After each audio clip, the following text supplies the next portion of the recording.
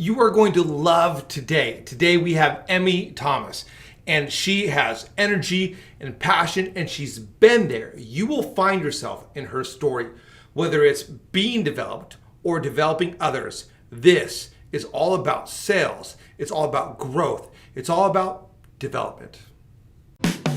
Welcome to Masters of Employee Development, Mike Acker's YouTube segment devoted to training team members in any type of organization. Your host is a best-selling author, corporate trainer, and business leader. Find out more about Mike at mikeacker.com. Each episode, Mike welcomes a CEO, HR director, or other experienced manager responsible for leadership and development. Together, Mike and his guest expert discuss training successes, challenges, and best practices.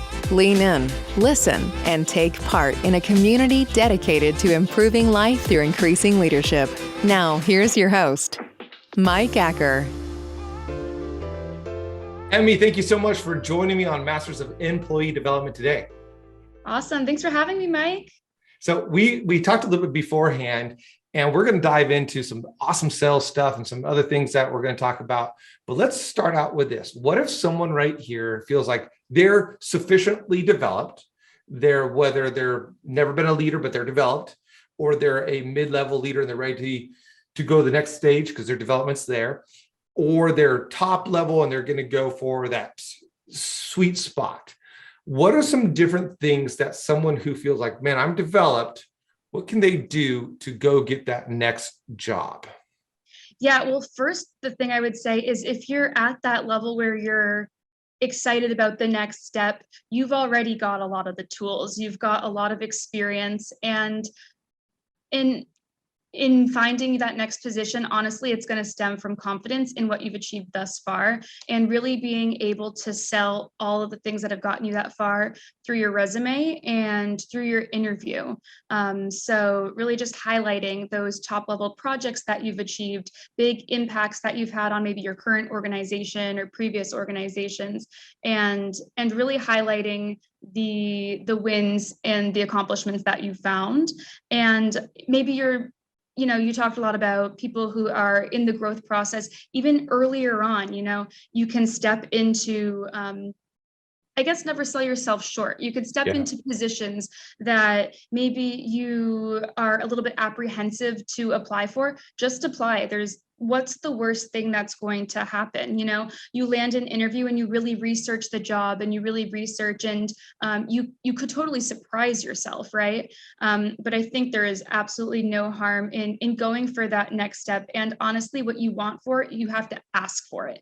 They're not just going to give it to you if you don't ask for it. So whether it's moving up in your current company and making your goals known, it might not be tomorrow that the promotion is available, but if you start talking about with your boss or another leader in the organization, maybe it's a lateral shift to a different department or something. Hey, this is my goal long term. I want to keep making contributions at, the role that I'm at. I want to keep growing, but this is a long-term plan for me, whether it's through this organization or if you're in an interview with another organization, this is my long-term goal. And this is what I've done so far in my career. I know that I've got a lot more to offer. So I'm going to keep plugging away at what I'm doing, but I wanted to, make my intentions known and maybe give me some tools on or some feedback on how I can get there if I'm not quite there yet. Man, there's so much great stuff right there. One, that whole idea of position yourself. And I love the word that you used on the onset, confidence. So much of what I do on speaking and training people is on developing confidence. And so really knowing that, I was thinking about when you said that, and you said some things that correlated with this, knowing their value. What are some ways that people can know their value? They've been developed. Maybe they've been watching Masters of Employee Development and they've been on this journey. Maybe they've just been part of some great training. So how can people know their value? Yeah, it's so hard because sometimes you get stuck in the mechanics and the machine of the day-to-day of got to check this thing off, got to do this next task, got to, finish that project. And if you take a step back and kind of just honestly, and this goes into like maybe when you're working on your resume, I think when you go and you're really polishing up a resume, let's say you're going for a new job, you're going to want to think back on, okay, what are all of the big things that I've accomplished or the big projects that I've lent my, my opinion and my influence to.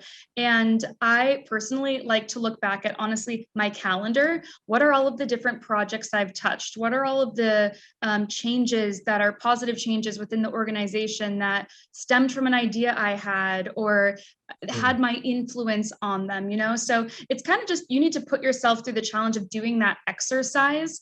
It might be easier for some. It's so easy to sometimes compliment others, not as easy to compliment yourself.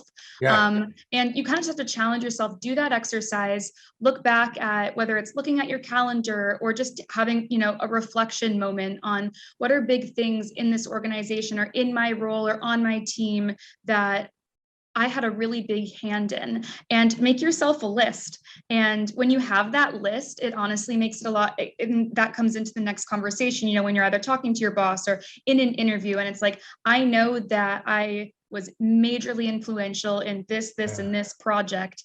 And you kind of give yourself a pep talk, and it's all something that you did. None of it is like fabricated, but you kind of pump yourself up with what your value is just by honestly taking a moment to reflect on it. And it's so simple, but really good, especially going into those conversations. I think that is such a fantastic advice as people are positioning themselves. Go back.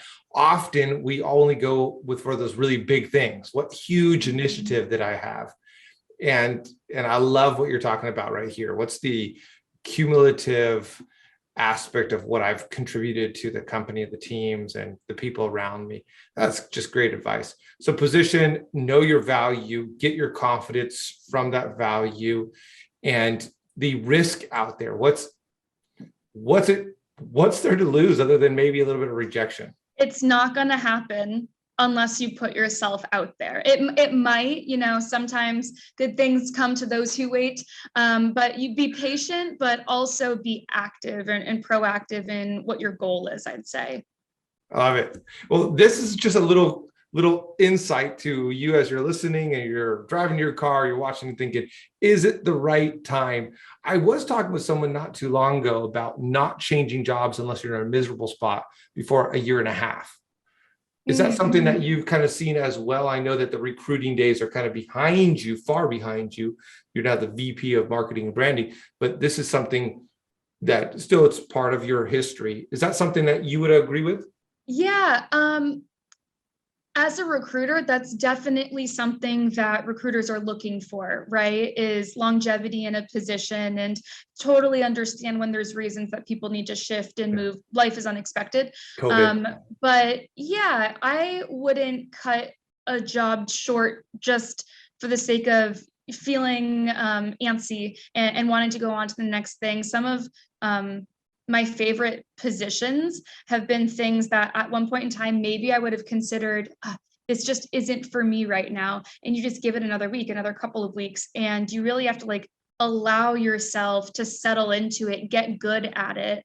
And yeah, on a resume, it's definitely a positive to see longevity in different positions and career options. So I'd agree with whomever you were discussing with that. But yeah, opportunities come up, right? I love that you took it from a different angle, because we were talking about it from almost the imposter syndrome, that a lot of times when people are moving away, there's nothing that they really did contribute in a year and a half per se.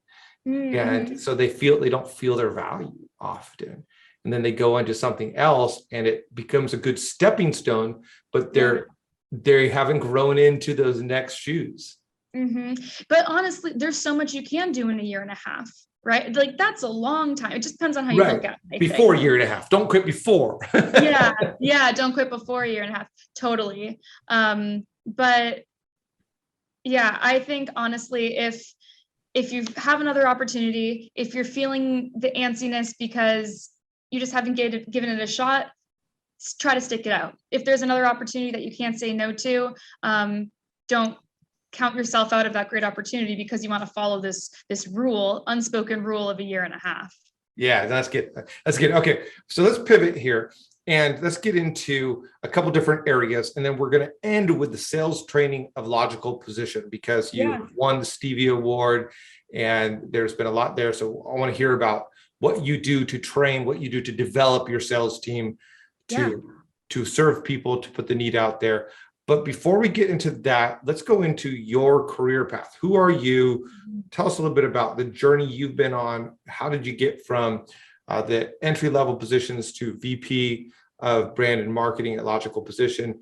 Tell us a bit about that journey. And I'm sure as people are listening, they'll be able to find themselves, oh yeah, I'm at that spot, or I'm at that spot. Yeah, totally.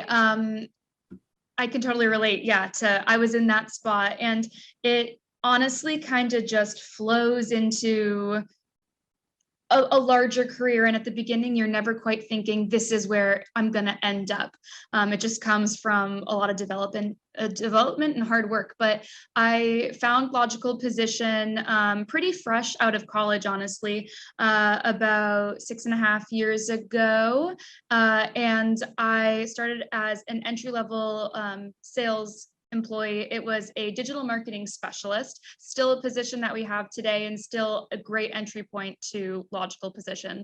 And it was cold calling. I had never done cold calling before. Wow. I'd worked in the service industry before that, so I knew that I could talk to people, but I did not know anything about digital marketing. And this is where like the training and development kind of has to come in, because Logical Position takes a chance on entry-level employees and is willing to train them up to get really good at our niche, which is digital marketing, Google Ads, Microsoft advertising.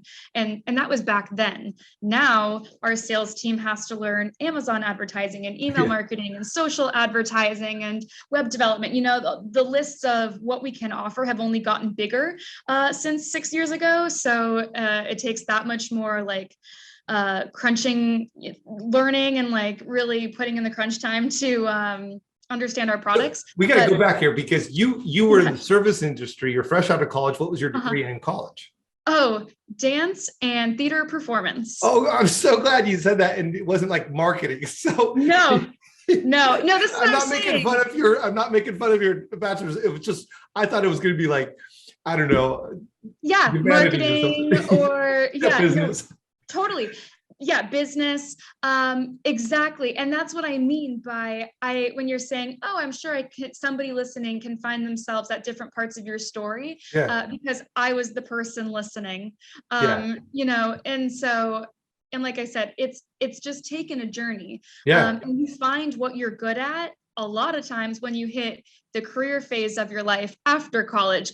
I was in this box, right? I'm going to dance, I'm going to, you know, my acting classes, and then I graduate, and I still do those things. I still do dance on the side for a pro team, but I have found my career and my professional calling doing what I'm doing today. So it's just kind of funny how life works. Well, it is, and total side note, I was in a lot of theater, and so people can kind of see that with the big movements I have, and I do public speaking events and keynotes, and I learned some that I was able to translate and turn into books. So good for us. It totally translates. Yeah. So, and there's development that happens all along the way. But I love that what you're saying is you came from a non-sales background, non-marketing, non-brand background, completely. It surprised me where you went with that. And then you were in the service industry. So you're not in an industry that's related to this. But then the development program, the training program at Logical Position positioned you for that next step. So you got to tell us some of the 100%. Things that you learned there that you grabbed a hold of. What were some of your favorite things that you just felt like, man? Yeah. And honestly, the first thing that I wanted to prioritize is get really good at the job that I had. At the time, working at Logical Position was just my job. It wasn't my career yet. It was my job. And after more time at Logical Position, it absolutely turned into my career. And I love working here, you know, and I see myself here for a very long time. So the first thing I really want to prioritize, get really good at what I need to do to perform well in sales, right? So that was honestly practicing my sales pitch and my conversation skills on my drive into work. I would do it every single day. I would practice. What am I going to say on the phones? What's my angle for this week? Because digital marketing is an ever-changing landscape. You have to kind of shift with whatever the topic is at the time. So constantly practicing, and just really good one-on-one meetings with my manager. It's very much monkey see, monkey do. Pick up and take things that you see that your manager doing and what they're doing to close deals and how they're talking to prospects and clients, and what can you take from that and apply it to your own calls so that you can improve the outcome of what you're doing. So I did that, and I was having honestly a really great time in sales. But when I started Logical Position, probably had about 120 employees.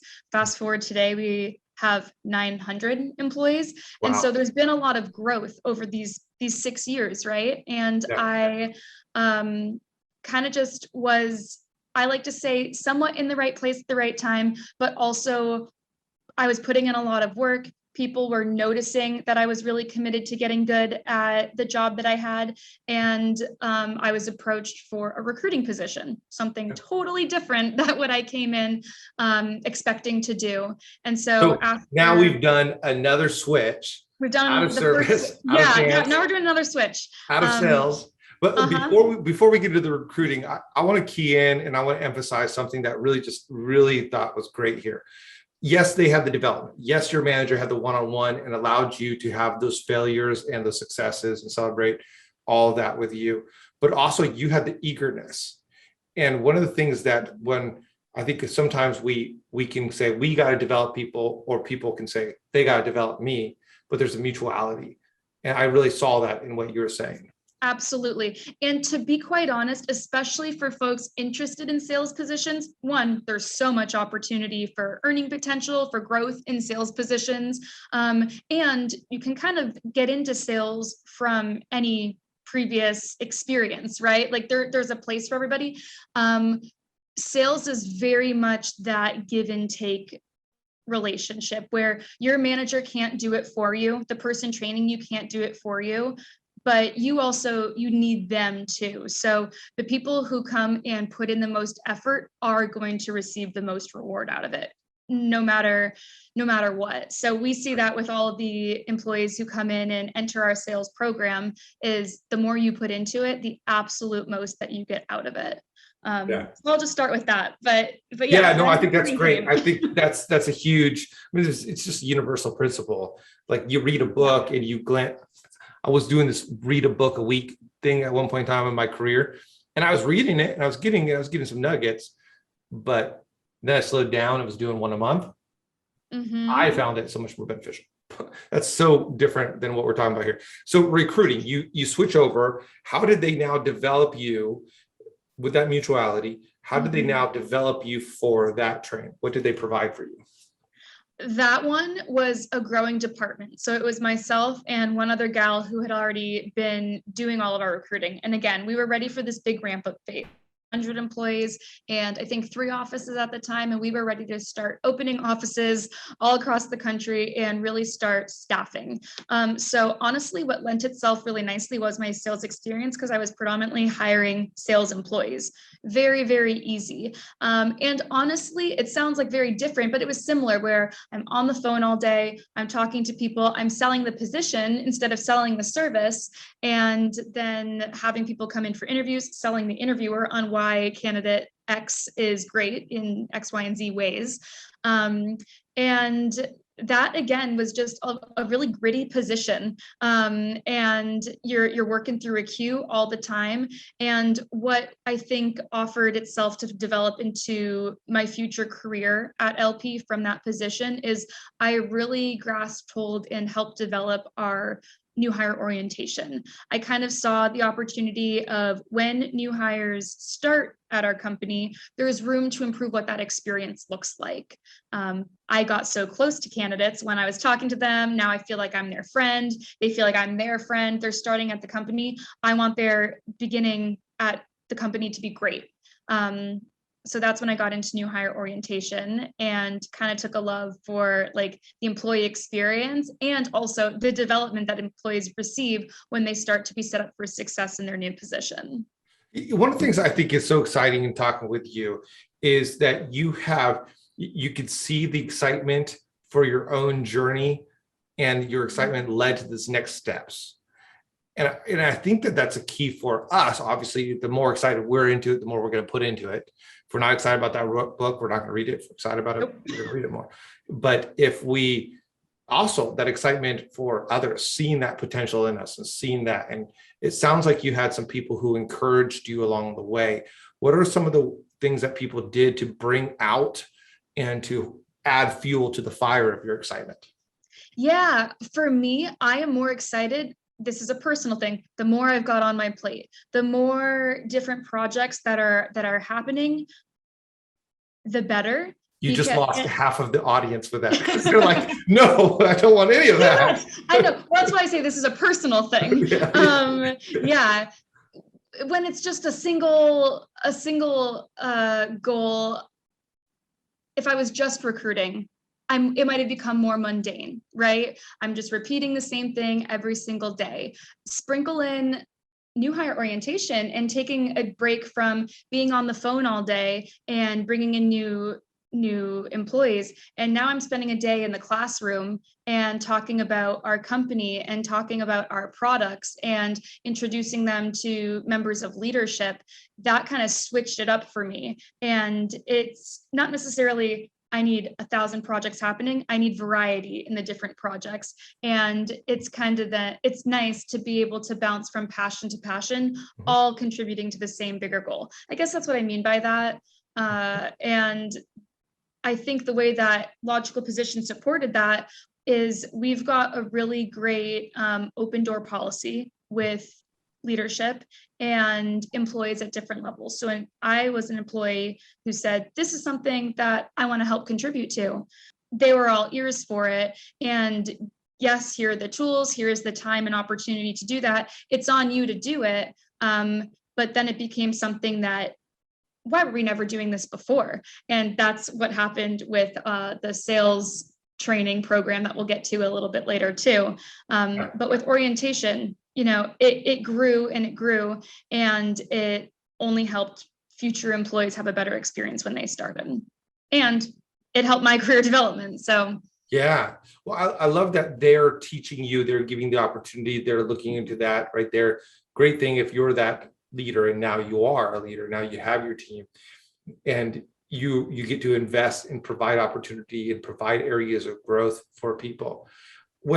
When you look back at some of those early times, and I know you're still developing your career, you're still developing yourself, but what were some of those books or resources or trainings or topics that they covered? Maybe even just giving me a little bit of a list. Like, were there a couple books? Were there key ideas?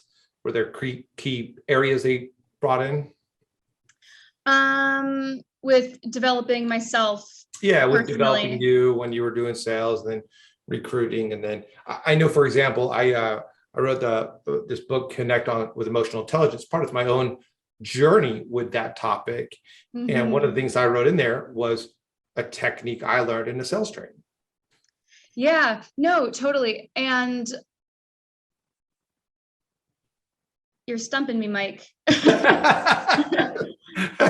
which is great. I love that you called me out on it right there. It was something more on my own thoughts.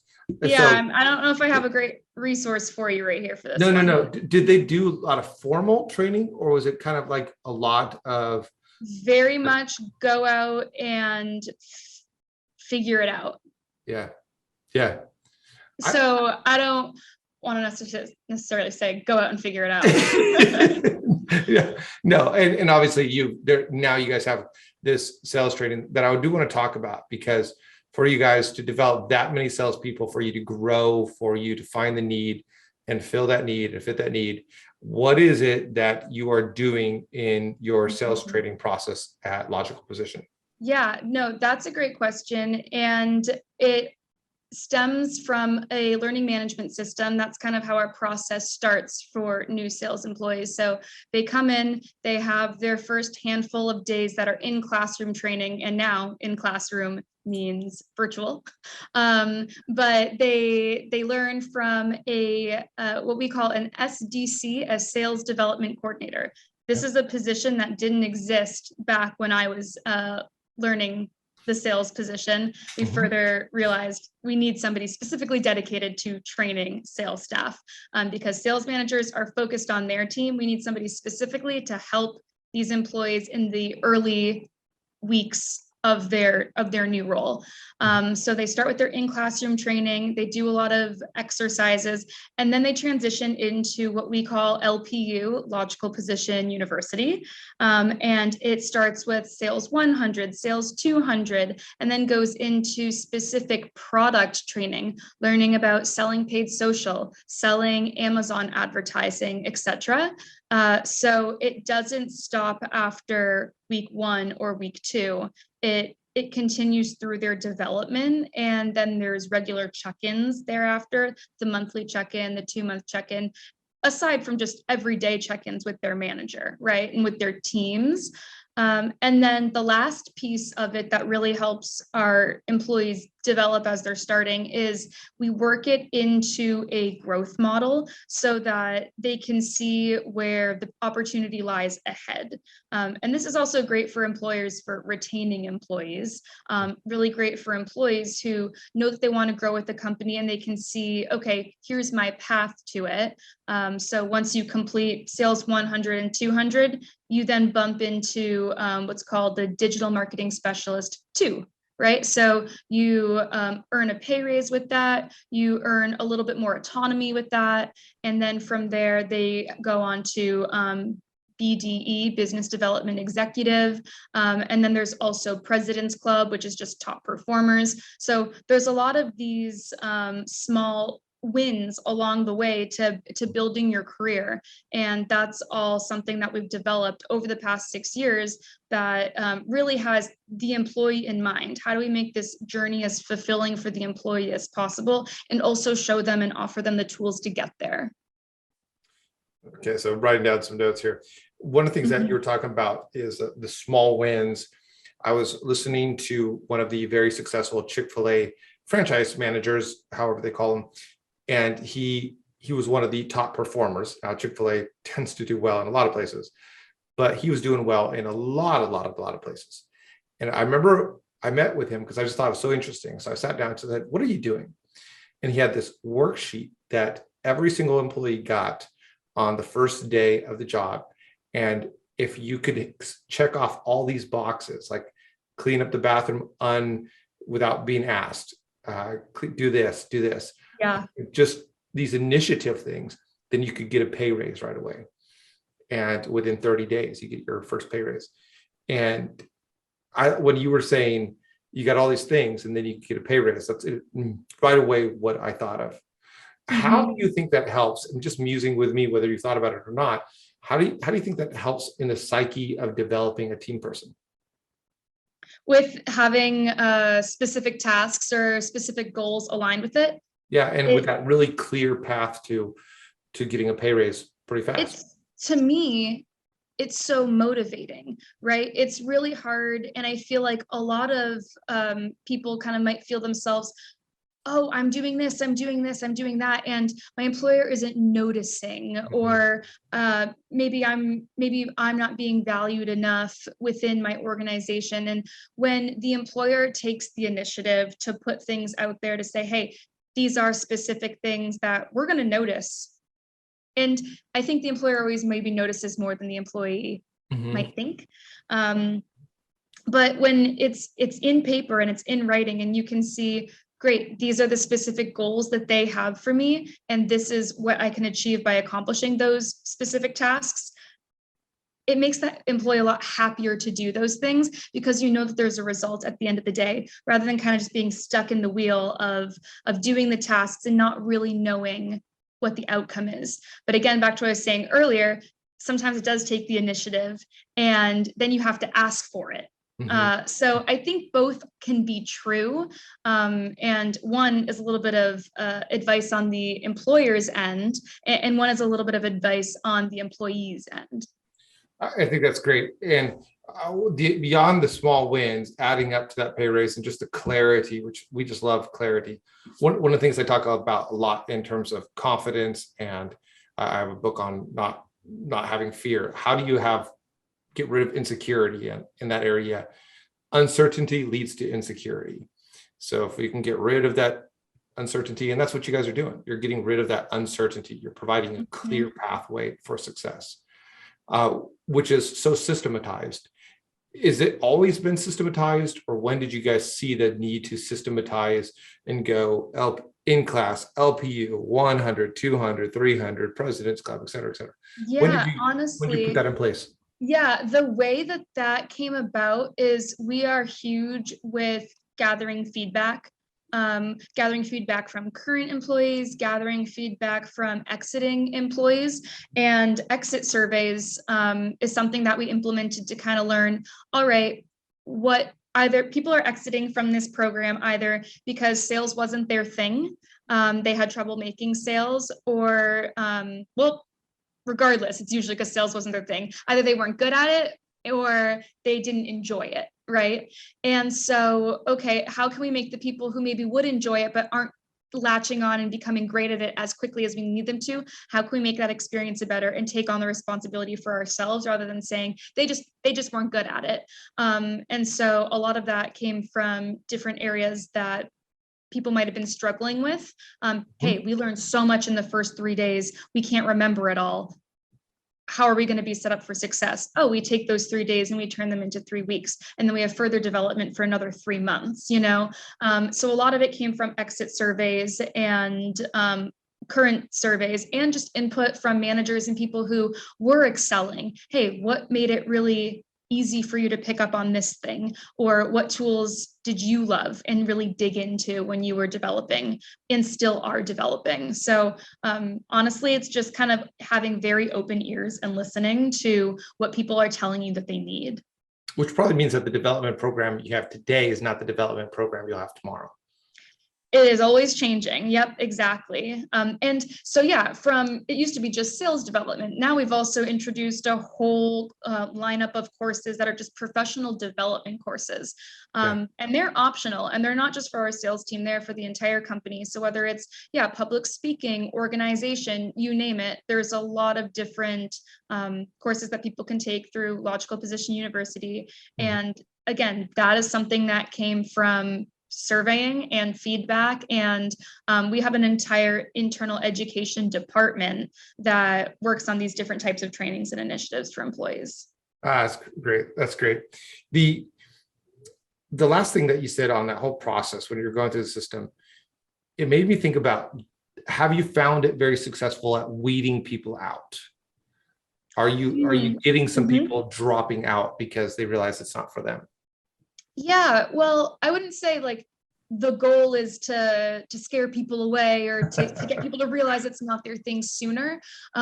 Something that has been developed also in terms of weaning people out is we do have a performance improvement plan, right? And the goal of a performance improvement plan is for people to get off the PIP and achieve it and find success and be great. However, it also offers itself as, okay, this isn't going to be a good long-term career for you if you're not hitting your sales goals and you're not, moving into that next bracket of earning potential. Let's focus on you and give you all of the tools that we can in this amount of time that is fair. And if we're not finding this success, then you can move along and we can move along a lot sooner than stringing it along and just kind of saving everybody some time. So the performance improvement plan that got introduced quite a while back after I started though. And again, that kind of came from figuring out when is the right time to let other people find their other path. And sometimes that other path still might be inside our organization. They just might not be a salesperson. They might be better at an account management role or an advertising specialist position, or they might not be great at sales, but they might be really good on the education piece, right? Like, so there's also opportunity for them to find other niches now that they've kind of learned our company dynamic. So yeah, the performance improvement plan was huge for us once we did put it in place. And I can't stress enough that when there is a PIP process at a company, it's not just to help the employer, it is for the employee's own benefit also. Yeah, and, I talked about that with somebody, and we were talking about. He's like, we were kind of going on about the performance improvement plan, the PIP, and really, if they're just done because it's something you do, and it can be detrimental. And I love that you're the heart behind it. Well, this is fantastic. I love that you have been on this journey. You've been on the recruiter side. You've been on the, hey, let's get someone hired. You went through the whole process yourself. You got developed. You've seen and you've put your own thoughts into it, and you've been part of the training of it. And then you guys have been so successful. And I think what's great for people to realize as they're listening to this is when you have a great system for development, when you have people who are all invested in this, that it leads to the type of success, whether it's 900 or 9, it leads to the type of success that Logical Position is having. Emmy, where can people find you, or Logical Position? Where can people connect with you after this episode? Absolutely. I'm on LinkedIn as Emmy Thomas, and Logical Position is on all of the socials: LinkedIn, Instagram, Facebook, YouTube. We've got a really great YouTube channel, and it's just at Logical Position for all of them. Okay, perfect. And I'll put those, of course, in the YouTube notes and the show notes as well.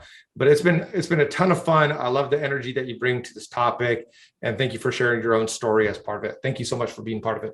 Absolutely. Thanks, Mike. And to all of our listeners, thank you. And thank you for viewing it on YouTube. Take a moment, share, subscribe, like, pass it on to somebody else. And until next week, this is Mike Acker with Masters of Employee Development.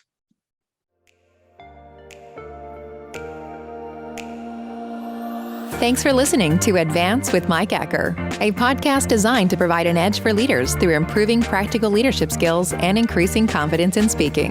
Mike is a best-selling author and business owner who has helped many leaders increase their skills and their confidence, propelling them to new heights in their personal and professional endeavors. Join an incredible group of professionals taking the steps to become better leaders at connect.stepstoadvance.com. Don't forget to rate, review, and subscribe so you never miss an episode.